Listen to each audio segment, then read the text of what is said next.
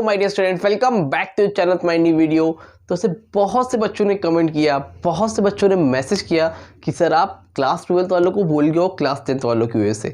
तो बेटा ऐसा बिल्कुल भी नहीं है। इकोनॉमिक्स के पेपर के बाद थोड़ा सा क्लास 10 वालों का पेपर था तो उसमें थोड़ा बिजी था, बट आप लोगों के लिए एक स्ट्रेटजी लेके आया हूँ, इनको फॉलो करो और बहुत ज़्यादा इंपॉर्टेंट है आप लोगों के लिए। सबसे पहले आज जो वीडियो आपको मिल रहा होगा, तो आज है बेटा आपका 26 फेब।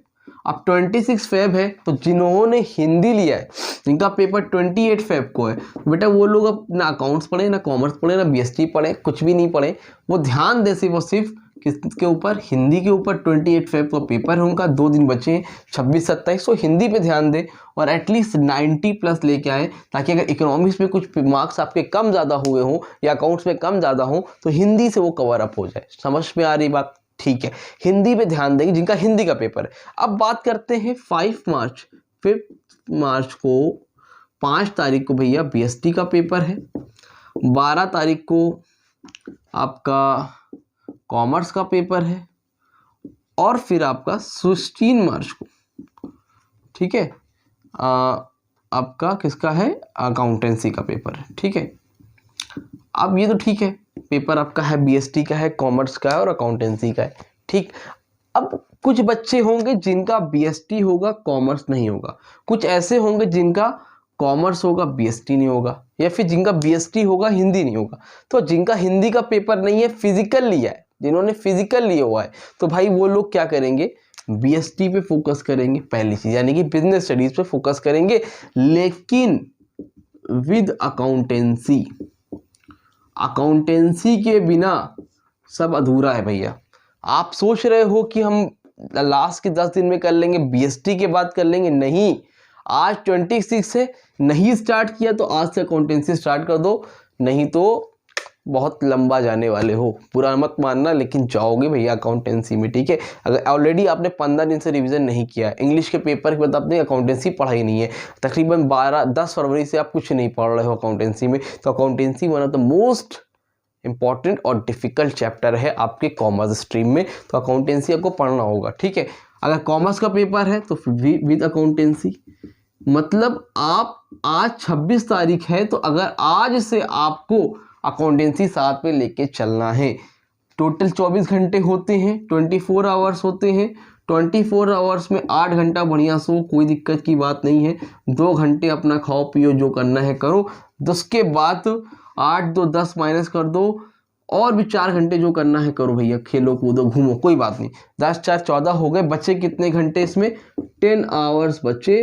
अब ये 10 आवर्स में आपको पढ़ाई करनी है, एटलीस्ट 3 से 4 घंटे आपको अकाउंटेंसी को देने ही देने हैं, नहीं तो बहुत प्रॉब्लम हो जाएगी। चाहे टॉपर हो, चाहे एवरेज बच्चा हो, या जैसे भी हो भैया पढ़ना पड़ेगा, अकाउंट्स पढ़ना पड़ेगा। उसके बाद बच्चे एटलीस्ट 6 आवर्स, तो वहाँ पर आप दो बिजनेस स्टडीज़ को। अगर आपका बिजनेस स्टडीज़ है, अगर आपका कॉमर्स है तो आप कॉमर्स को दो, और हिंदी का है तो भैया अभी कुछ मत पढ़ो, 1 तारीख से पढ़ना स्टार्ट कर देना। अकाउंटेंसी में पढ़ना क्या है, उसके लिए मैं छोटा सा ट्रिक देखे जाता हूँ। अगर बिजनेस का पेपर है तो आप लोग, या कॉमर्स का पेपर है तो सबसे पहले 2 चीज़ को ध्यान दो। एक है आपका इशू ऑफ शेयर्स बेटा, जिसमें से 10 मार्क्स बनेंगे। उसके बाद आप इशू ऑफ डिवेंचर्स पढ़ोगे। इशू ऑफ डिवेंचर्स को इसलिए मैं मेंशन कर रहा हूँ बेटा, 6 नंबर का आता है, 3 नंबर का, इसलिए मेंशन कर रहा हूँ क्योंकि शेयर्स पढ़ लोगे, डिवेंचर्स आपको अपने आप आ जाएगा। और तीसरा चैप्टर आप पढ़ोगे फंडामेंटल्स ऑफ पार्टनरशिप, ये आपको बीएसटी के पेपर तक खत्म करना है। समझ में आ रही बात कि नहीं आ रही? फंडामेंटल पार्टनरशिप 10 मार्क्स आएगा। अब बीएसटी का पेपर जिसका नहीं है, कॉमर्स का पेपर है, तो उसको भी ये 5 मार्च तक खत्म करना है। जिसका बीएसटी है उसको भी 5 मार्च तक खत्म करना है। मतलब अकाउंटेंसी में 5 मार्च तक fundamental, partnership, issue of share, issue debentures complete करना ही करना है। और साथ में अगर पॉसिबल हो सके तो रिजोल्यूशन कर लेना, 8 मार्क्स का आपको यहाँ से मिलेगा। यानी कि 10 6 16 10 26 26 8 6 32 34 34 मार्क्स आपको इन 4 चैप्टर से मिलेगा और आप अकाउंटेंसी में पास हो जाओगे। पूरी बुक गई पता नहीं कहाँ, ये 4 चैप्टर आप पढ़ लो, आपका 34 के नहीं है। कंपैरेटिव कॉमन सेंस तो कर ही लोगे। ठीक है, एटलीस्ट 34 मार्क्स आपको यहाँ से 4 चैप्टर से मिल जाएंगे।